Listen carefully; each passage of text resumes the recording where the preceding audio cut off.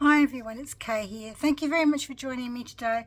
I'm going to be continuing on with my hashtag ABC April 2025 collaboration because it's so much fun and I'm making things that I would never have thought of making for myself. So I'm really pleased that I'm making these now because that will be add to my things I want to make for my journals, which is really good.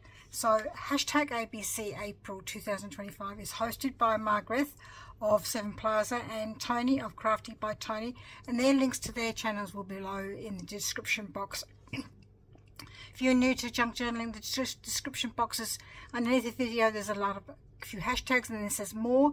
Click on the more and then you'll get this more information underneath that. So I'm up to doing, well, I don't know if I'll do them all.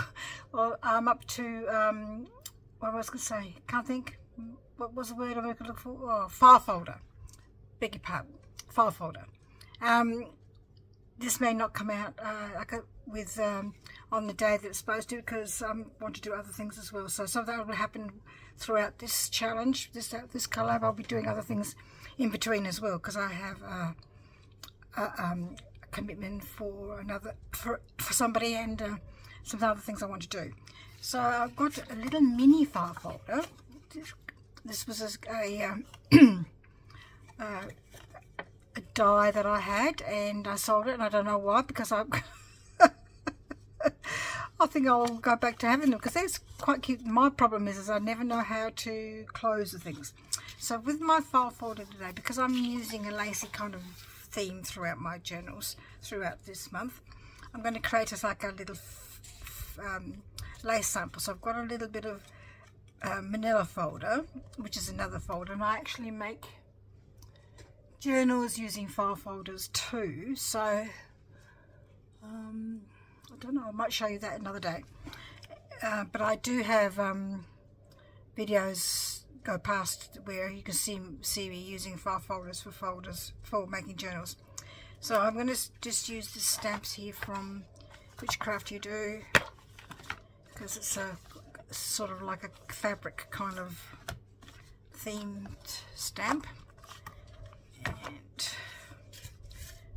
on my little heading here, I'm going to do, because this one here won't fit on there, it's too big. So I didn't have them all nicely put out before, but now they're all scrunched up. So I'm just going to do a heading here, just here. I've got a line across there to sort of centre it a little bit. It's got some vintage photo. Probably should use, no, I won't use that. I'll use my black, my archival. So I'm just going to try and put it level. Excuse my head if it's in the way. Shouldn't be, hopefully. Miller and French, which is underneath the line that I drew, but it's sort of on the line. Goodness me, a bit of a frog in my throat. So I'm going to just to be on the side where this may not come through the lace I'm going to be using, but I've got it there anyway as a kind of authentication stamp. And one of the people's names, Louis. Right, so I'm going to put that away.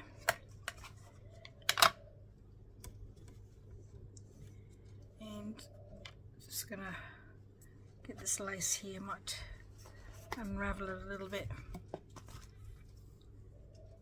It's pretty lace, this one. I'm just going to wrap it around there a couple of times. Oops. How many times do you think? 3? That's plenty. Oh good, you can still see that. That's good. I don't want to overdo it.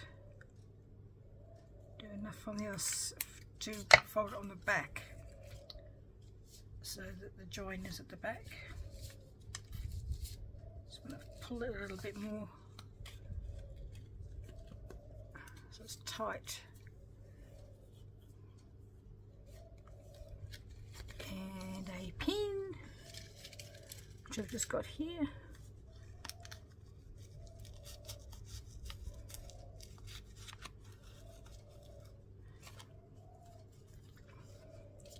And I'm going to,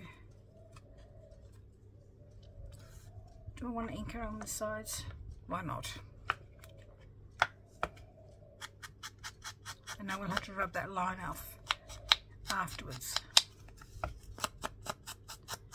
could have inked around, could have inked the whole card first, I suppose, just to give it a bit of vintage look about it.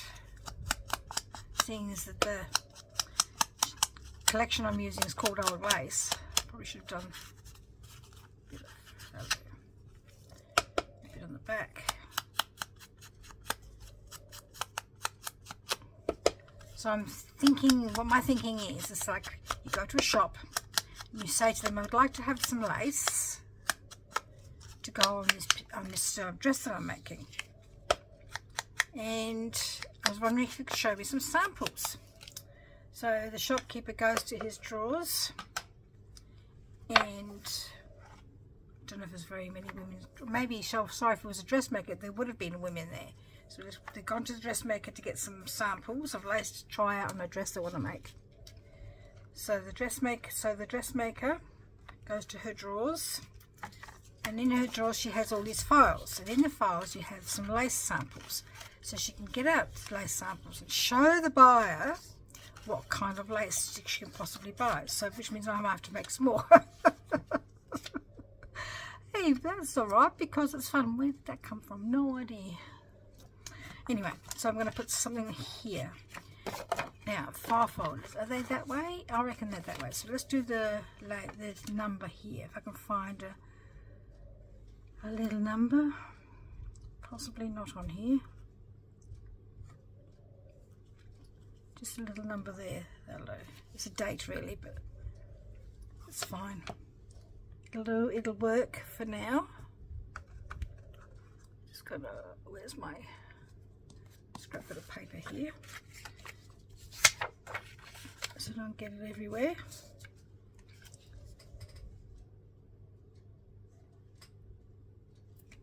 $18.27. Perfect.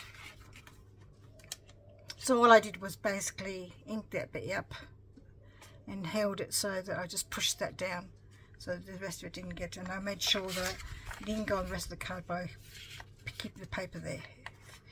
If that's a trick you wanted to know. Just need a pen because the one wasn't finished off properly. Now, do I need to have anything here? Don't want to have too much, but it needs to have something there, so we can do a description maybe of the lace, which I've got no idea what this says because it's in French, so we can put that there. But it'll have a number, and I'm sure that the dressmaker would have a record of all the laces in her book of laces, and she can look it up just by looking at the number and say, oh, there it is there.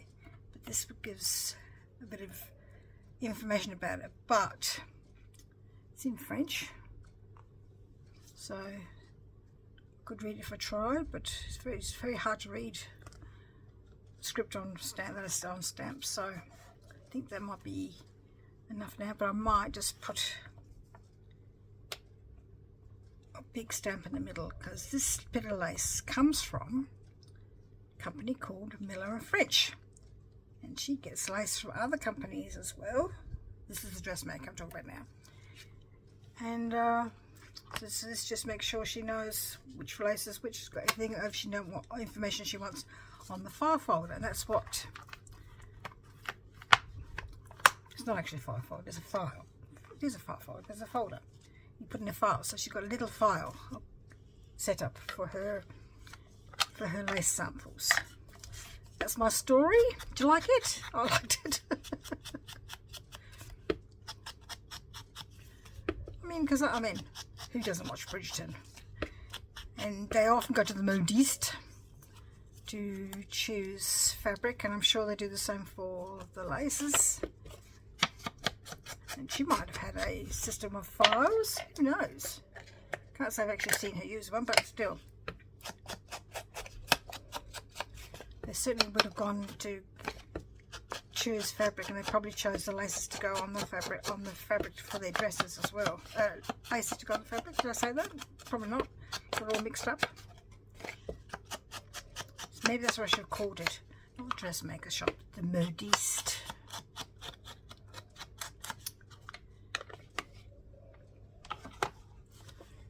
Okay, I'm going to pop that in there, in my file.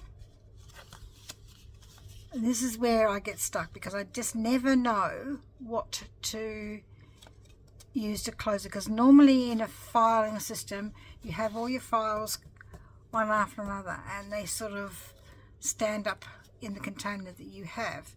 But I don't have a container, so I just need to have something to hold it together. So I'm going to use, I could use I was going to use one of those little clips, but I've just changed my mind. I'm just going to use a paper clip now, a copper one, because I just quite like the look of a copper.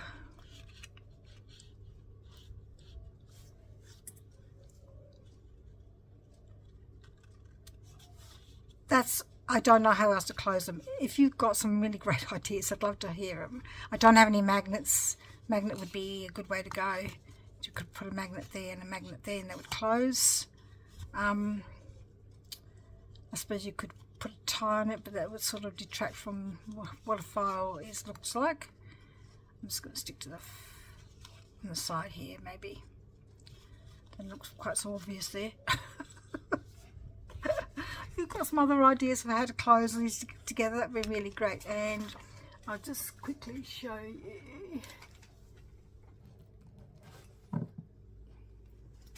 This journal was made with a file folder, so you just get a minute file folder and you fold it to the width and the depth you want, and you make a cover for a journal for it. So like I said, I have got some videos on how I did that process, but I might do it again later on in the month when I'm up to